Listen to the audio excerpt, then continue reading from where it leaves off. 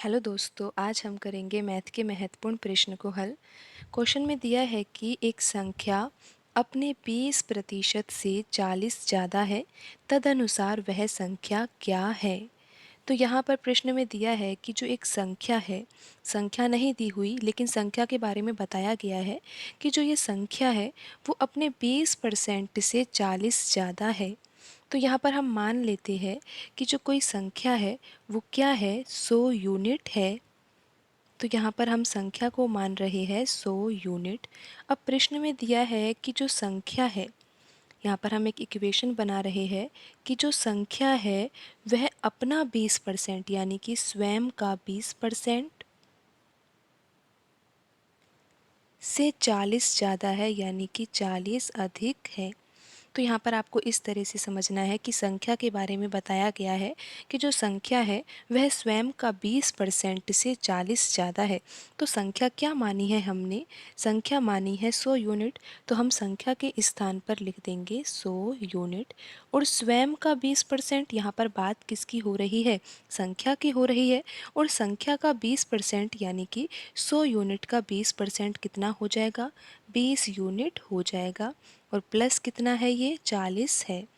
तो यहाँ पर एक इक्वेशन तो ये है और एक इक्वेशन हम बना रहे हैं यहाँ पर कि जो 100 यूनिट है वो किसके बराबर हो सकता है, 20 यूनिट। और अगर 20 यूनिट में हम 80 यूनिट जोड़ दें तो भी तो यह 100 यूनिट के बराबर ही होगा ना, यानी कि संख्या के बराबर होगा। तो अब आप ये देखिए कि जो यहाँ पर हमने इक्वेशन 2 बनाया है और जो इक्वेशन 1 है इसमें डिफरेंस किसका है। 100 यूनिट तो यहाँ पर भी लिखा हुआ है, 100 यूनिट यहाँ पर भी लिखा हुआ है, 20 यूनिट यहाँ पर भी है, 20 यूनिट यहाँ पर भी है।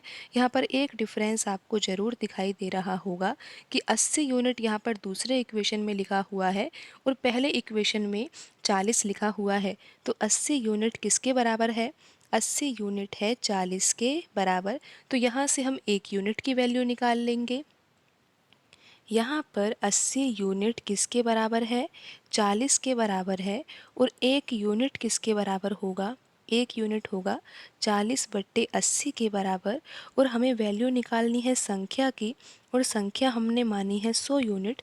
तो 100 यूनिट की वैल्यू निकालने के लिए 1 यूनिट में हमें गुणा करना होगा 100 से। तो आइए अब इसको हल कर लेते हैं। 40 से ये 80 कट जाएगा 2 बार, और 2 से ये 100 कट जाएगा और यहाँ पर आ जाएगा ये 50। तो 100 यूनिट किसके बराबर है, 50 के बराबर है। और वह संख्या क्या होगी, संख्या 50 ही होगी। और ऑप्शन ए में लिखा हुआ है 50, तो यहाँ पर ऑप्शन ए सही होगा। आप एक तरीके से और भी समझ सकते हो यहाँ पर इस प्रश्न को कि जो 20% है वह किसके बराबर होता है। अगर भिन्न में लिखे तो ये होता है 20/100 के बराबर। और जब हम इसको हल करेंगे तो ये आएगा 1/5 के बराबर। तो 20% किसके बराबर है, 1/5 के बराबर है। तो यहाँ पर 5 को हम माने संख्या, यहाँ पर जिस संख्या की बात हो रही है उस संख्या को हम मान रहे हैं 5। और 5 का जो 20% होगा वो क्या होगा, 1। तो यहाँ पर अब प्रश्न में दिया है कि जो संख्या है वह अपने 20% से 40 ज़्यादा है। तो संख्या का 20% कितना है, 1 है। लेकिन आप देख रहे हो कि जो संख्या है वो अपने 20% से कितना ज़्यादा है। आप देख रहे हो 20% क्या है संख्या का, 20% है 1 के बराबर। लेकिन वास्तव में जो संख्या है वो है 5। तो संख्या अपने 20% से कितना ज़्यादा है, 4 यूनिट ज़्यादा है। आप देख ही रहे हो कि 5 तो संख्या है, 5 यूनिट संख्या है। और संख्या का 20% है 1 यूनिट के बराबर। तो यहाँ पर जो डिफरेंस आ रहा है वो 4 यूनिट के बराबर आ रहा है संख्या में और संख्या के 20% में।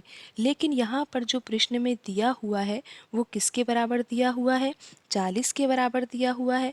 तो यहाँ से अगर हम 1 यूनिट की वैल्यू निकालें तो ये आएगी 10 के बराबर। और संख्या क्या है, यहाँ पर संख्या है 5 यूनिट। तो 5 यूनिट की वैल्यू क्या आ जाएगी, 10 गुणा 5, ये आ जाएगा 50 के बराबर। और यहाँ पर ऑप्शन ए में लिखा हुआ है 50, तो यही सही आंसर होगा। आज की वीडियो में इतना ही, मिलते हैं अगली वीडियो में। धन्यवाद।